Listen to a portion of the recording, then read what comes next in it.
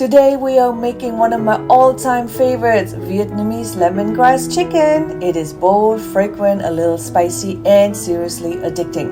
If you love easy, delicious recipes like this, don't forget to like and subscribe. Now let's talk about the aromatics. Lemongrass, honestly, the more the merrier. It is the heart of this dish, so do not stinge out on that specific ingredient. Two other aromatics that I will try to always add to my meat marinade is going to be garlic and shallots. They add so much value to any of your recipes. Totally worth the time chopping them.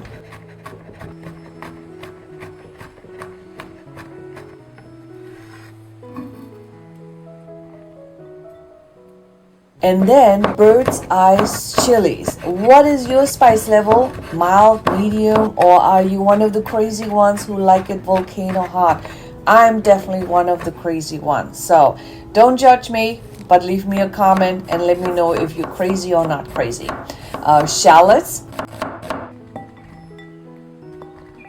I am using chicken thighs. Juicier, more flavorful, and they don't dry out. Now you notice that I used 2 tablespoons of fish sauce and 2 tablespoons of sugar because I wanted to have a nice balance between sweet and savory, and you tweak it from there. Okay, so that's my Vietnamese way of cooking.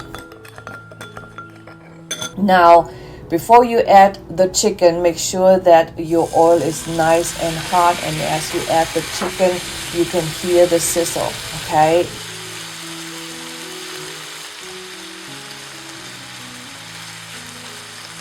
really important to give it a chance to brown, as you can see here, because that is where all the flavor lives. So good.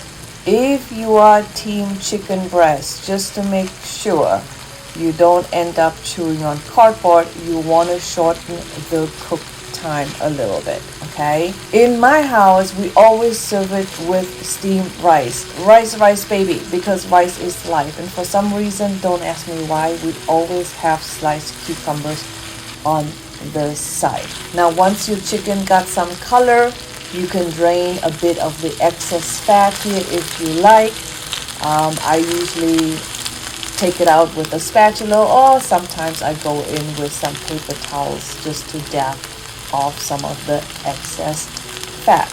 Now you can add in all of your chopped aromatics, and look at the colors. It is really simple, right? The ingredients are simple, the cooking method is simple, but the dish is just so good and so addicting.